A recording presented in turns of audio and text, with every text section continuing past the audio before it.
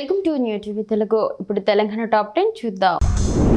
Mahabub Nagar MLA Yanamala Srinivas Reddy జిల్లా కేంద్రంలో senior citizen forum విస్తృత స్థాయి సమావేశంలో పాల్గొన్నారు. ఈ సందర్భంగా ఆయన మాట్లాడుతూ సీనియర్ సిటిజన్లకు తప్పకుండా మదర్ అసోసియేషన్ ఉండాలని అన్నారు.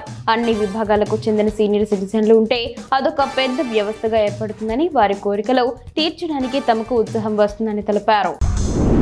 వనపర్తి జిల్లా కేంద్రంలోని ఎకో పార్క్ లో జిల్లా కలెక్టర్ ఆదర్శ సురభి అధికారులతో కలిసి స్వయంగా చెత్తను తొలగించారు. ప్రజాపాలన ప్రగతి ప్రణాళికలో భాగంగా నిర్వహించిన ఈ కార్యక్రమంలో పరిసరాలు శుభ్రంగా ఉంచుకోవడం ద్వారానే ఆరోగ్య సమస్యలు నివారించవచ్చని ఎమ్మెల్యే తెలిపారు. ఈ క్రతువులో ప్రజలు, ప్రజాప్రతినిధులు భాగస్వాములు కావాలని కలెక్టర్ పిలుపునిచ్చారు.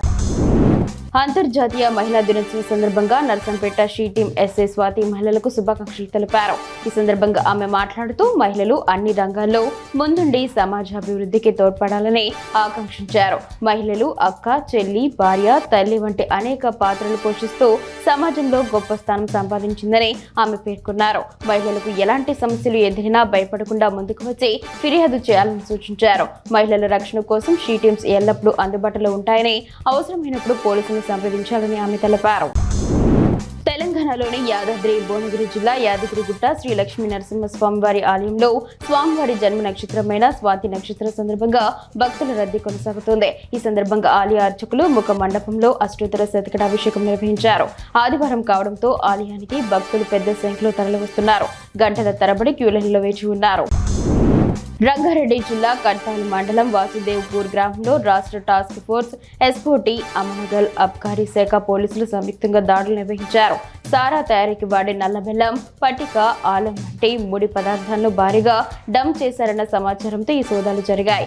ఈ క్రమంలో 900 కిలోల నల్లబెల్లం, 100 కిలోల ఆలం పట్టిక, 10 లీటర్ల సారాయిని స్వాధీనం చేసుకున్నారు. ఈ కేసులో నల్గొండ జిల్లా డిండి మండలం చెరుకుపల్లి గ్రామానికి చెందిన రమేష్ అనే వ్యక్తిని అరెస్ట్ చేశారు. సివిల్ సర్వీసెస్ పరీక్షలో 55వ ర్యాంక్ సాధించిన సృజన స్ఫూర్తిదాయకమని ఐటీ శాఖ మంత్రి శ్రీధర్ బాబు ప్రశంసించారు. రామగిరి ప్రాంతానికి చెందిన సృజన దేశానికి గర్వకారణంగా నిలిచిందని ఆమె తల్లిదండ్రులకు మంత్రి శుభాకాంక్షలు తెలిపారు.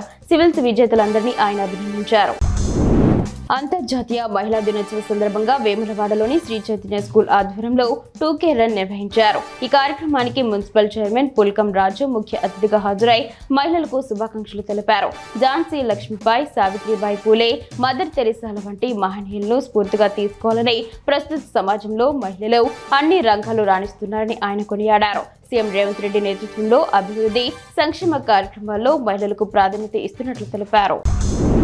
రామాయంపేటలోని శ్రీ రాజరాజేశ్వర స్వామి దేవాలయం కోనేరు దుస్థితిపై స్థానిక యువత స్పందించింది. కలిసి కోనేరులో పేరుకుపోయిన చెత్తను తొలగించి శుభ్రం చేశారు. భక్తులకు కోనేరును శుభ్రం చేసిన యువతను స్థానికులు అభినందిస్తున్నారు. సోషల్ మీడియా ద్వారా మంచి పనికి యువత ముందుకు రావడం ఆదర్శంగా నిలిచిందని పలువురు అభిప్రాయం వ్యక్తం చేస్తున్నారు.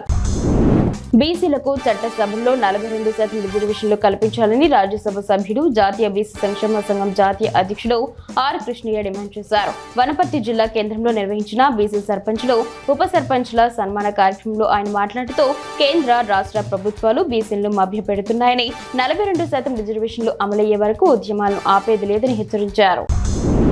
మెదక్ జిల్లా పాపన్నపేట మండలం పరిధిలోని నాగసానుపల్లి గ్రామంలోని శ్రీ ఏడుపాయల వనదుర్గ భవాని అమ్మవారి ఆలయంలో అమ్మవారిని ప్రత్యేకంగా అలంకరించారు. ఈ సందర్భంగా ప్రత్యేక పూజలు, అభిషేకాలు, హారతులు నిర్వహించారు. ఈ వార్త ఆలయ ప్రాముఖ్యతను, ఆదివారం జరిగిన ప్రత్యేక కార్యక్రమాలను వివరిస్తోంది.